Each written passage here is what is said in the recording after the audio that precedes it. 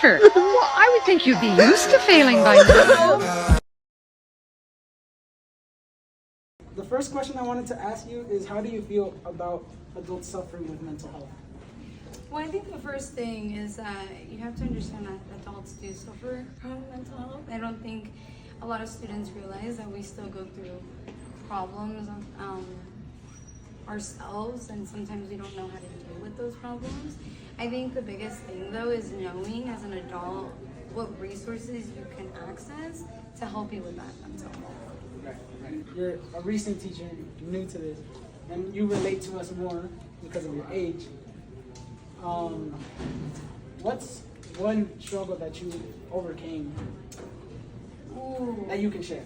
So I think if you were my student in class, you would know that I'm very open about my emotions and very open about what I'm going through, especially because I think you guys can relate.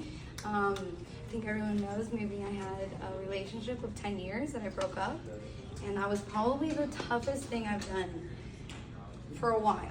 And I'm still going through it. I still have up and downs, but I think that's the biggest thing, is getting to know how to be for myself. Right. Men ain't shit, girl. Men ain't shit. No, I'm kidding. There's great men out there. Go. Alright, for my second interview, I got Mr. Brown, other known as my brown sugar. Okay, we'll cut that. Alright. Alright. What are your thoughts on mental health, especially for young adults that are about to graduate? I think, honestly, at the end of the day, you got really at the end of the day, you're stuck with yourself, right? Your own brain, your own thoughts, and I think that mental health goes a lot of ways, the way you view yourself, the relationships you have with others. I think it's something that's easy to neglect because you're so young and you don't think about the importance of mental health.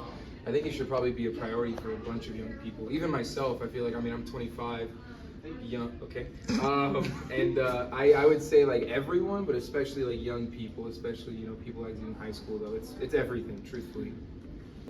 The struggles of graduating, getting a job, being responsible for yourself now. Yeah, it's definitely a huge. I was paying my own rent, working 30 plus hours while being a full-time student. And honestly, the way I coped with it was just my people that were close with me. I left high school in a long-term relationship, so I had a girlfriend at the time. I had a pretty solid friend group, and I was able to kind of confide in them whenever I needed that. So I would say for me, which I don't think is the healthiest necessarily thing to do, I definitely relied on others, which I think that's important to life, is having friends and family and loved ones you can rely on. But that's the big thing. And then just trying to have a good time with people I care about. So you're married, right? No. You're not married. I was.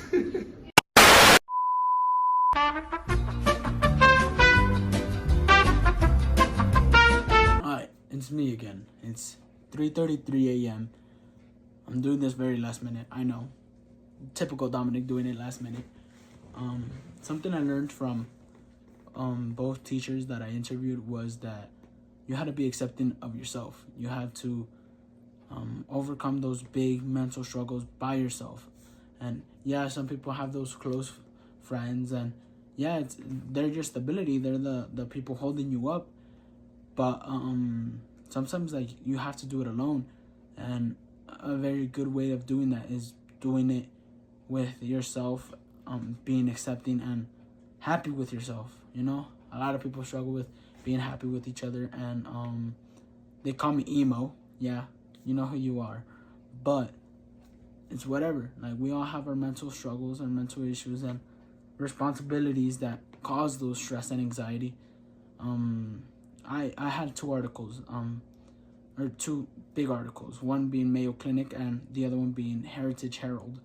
One being about mental issues on young adults, and the other one being adultinghood is really a problem.